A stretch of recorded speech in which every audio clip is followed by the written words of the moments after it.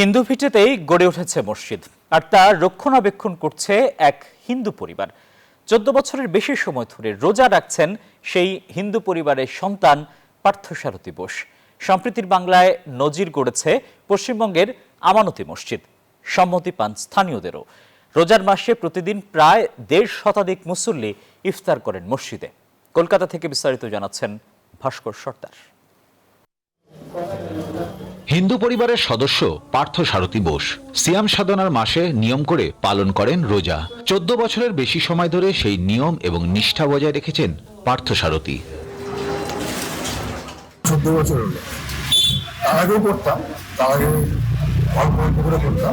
1960 সালে সম্পত্তি বিনিময় প্রথার মাধ্যমে খুলনার আলকা গ্রাম থেকে পশ্চিমবঙ্গে চলে আসেন পার্থসারথীর দাদু নীরদ কৃষ্ণ বোস। ওঠেন উত্তর 24 পরগনার বারাসাতে।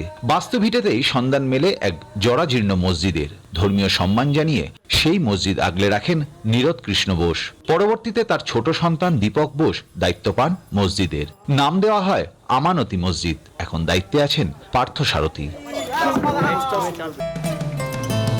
বসুন্ধরা টিস্যু, অশুদ্ধতার বিরুদ্ধে এক বিন্দুও ছাড় নয়। রোজার মাসে প্রতিদিন শতাধিক মুসল্লি ইফতার করেন। বসু পরিবারের সাথে ইফতারের আয়োজন করেন মুসল্লিরাও। আমরা রেগুলার 100, 150, 125 জন মিনিমাম আমরা এখানে জড়ো হই। সম্প্রীতি বজায় রাখছেন স্থানীয়রাও।